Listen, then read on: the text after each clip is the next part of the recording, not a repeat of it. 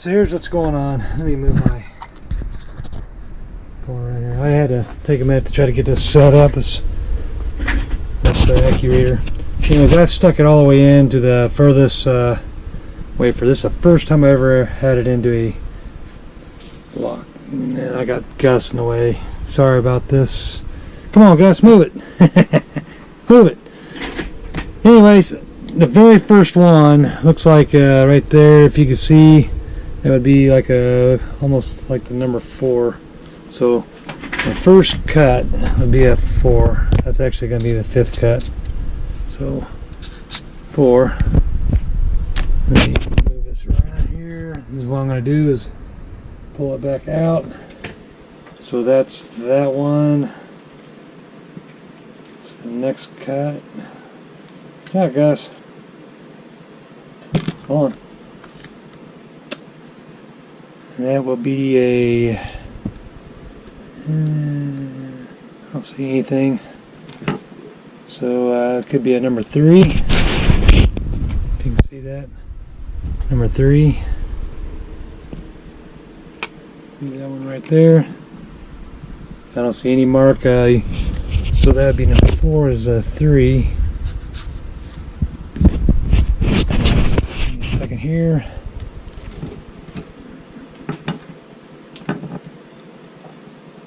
Next one.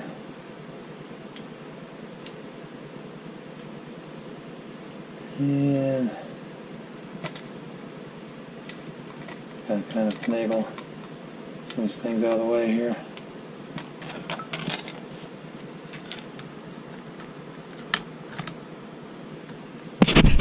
That one there.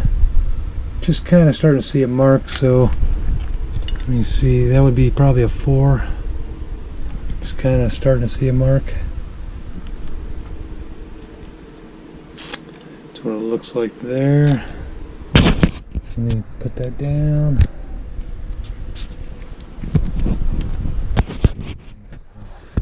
Hopefully it's not making a bunch of muffin noise. Yeah, it looks like a number 4. Maybe it's a...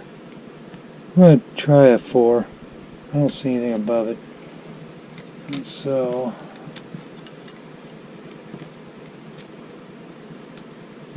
One thing about this here.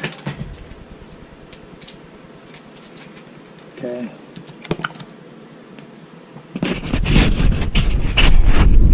There's that. You can see that space up on top. Probably number 2. See, I'm going to do a 2.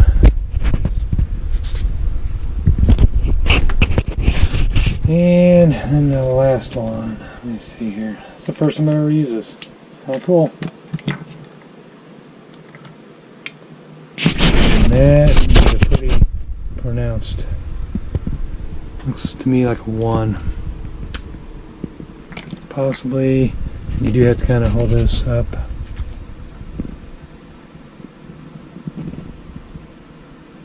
Maybe a 2, I don't know.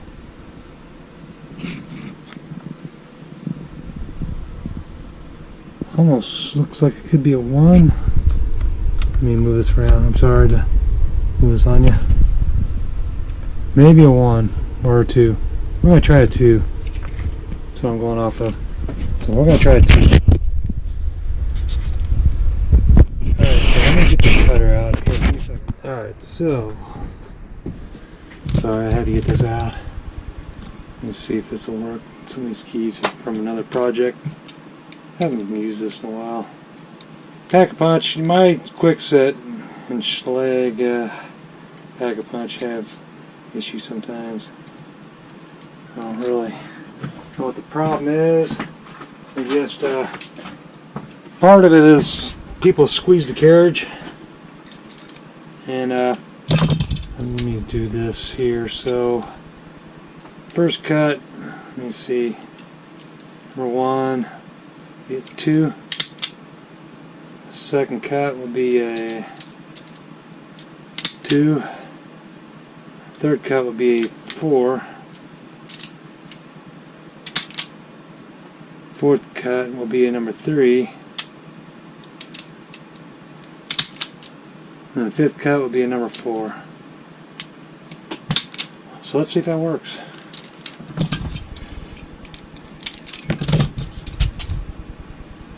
And here we go.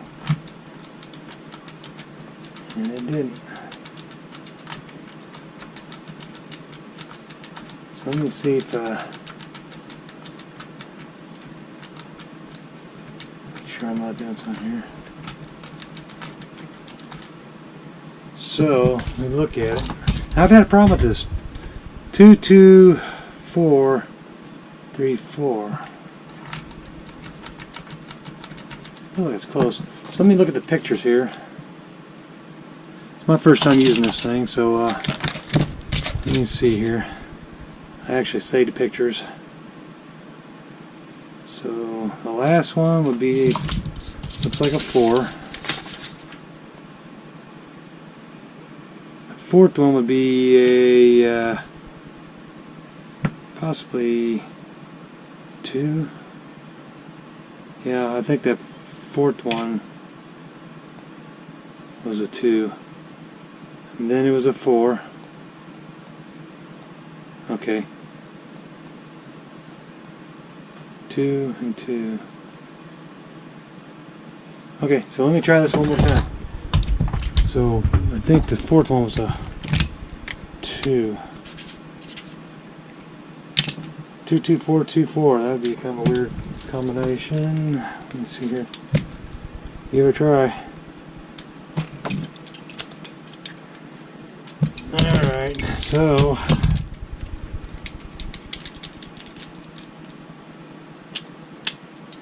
let me see here. 2,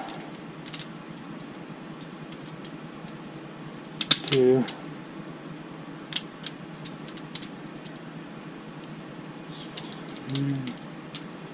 4. Actually, it would be a 2, 4. Alright, so let's give that a try.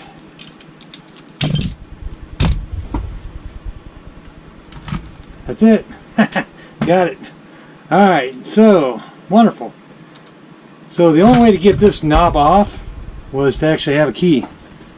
So let me see here. I had some Allen wrenches set up for a second there. Give me just a second. So here's where the fun stuff's going to get. Let me see where my phone's pointing here. Okay. Let's see if I can blow this up in the video. Perfect. Alright, so with this here, it allows you to have access to the hole. And that's right here. So it won't let you do it unless you have that key unlocked. And so I couldn't lishy that hole. Lishy wasn't working. That's too big. It's probably standard. I think I remember it being standard. So let's see if that's it. There. Perfect. And I pulled that right out. Actually, that's on the wrong side. What am I doing here? Excuse me. Not even paying attention. Alright. That is 2. There he goes. Yes, you weirdo. Come on, go, go. Sorry about that. Let me get this out of here.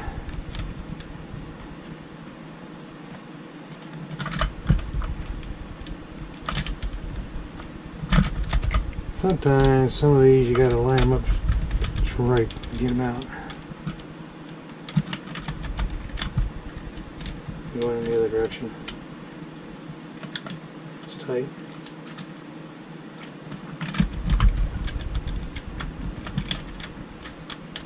And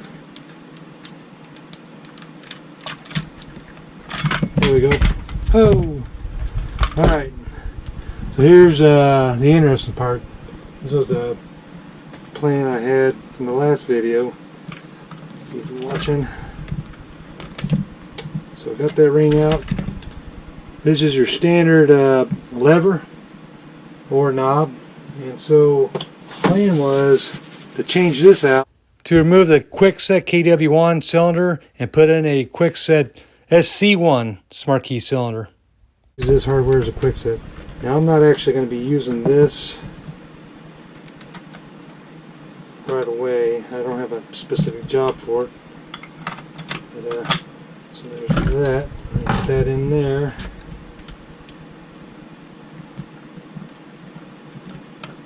Where's my key? Okay, yeah. So now you're thinking, put that in the unlock position. Alright. So now what we got here is Kwikset hardware. It uses a sc1 key. As you can see, sc1. So that's the beauty of this hardware here. It will allow you, with the new Kwikset Smartkey, you can use sc1 or kw1. And you know, I'm not trying to break through an sc1 lock to figure out if it will, you know, if it's one that you can use a force tool. I'm not trying to crunch one over. To me personally, that's kind of unprofessional. It's one thing if you're trying to break into a customer's hardware. I wouldn't really know exactly how to drill one of these. I haven't had to drill one. I've always found another way in them.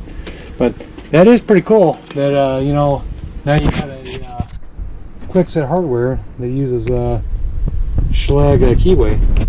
Find a Schlage. So what I can do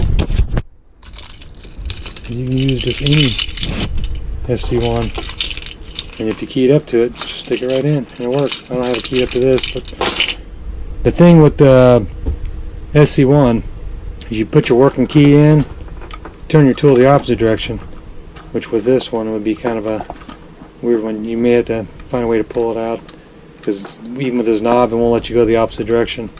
So, but it will work. So if I lock this door, and it should be locked. Let me see. So that's unlocked. Alright, so no work. No work. So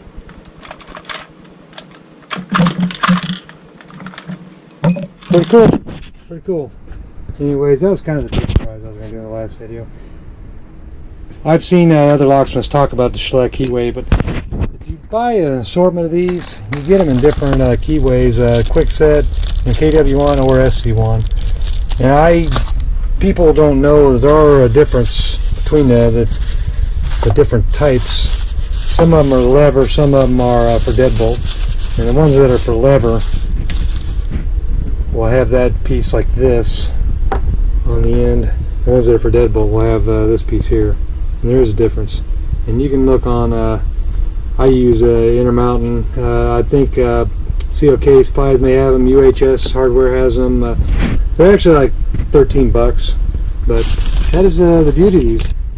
And you know, I had no intention of really buying one of these anytime soon. I was just kind of on the back burner. I didn't really need it right now.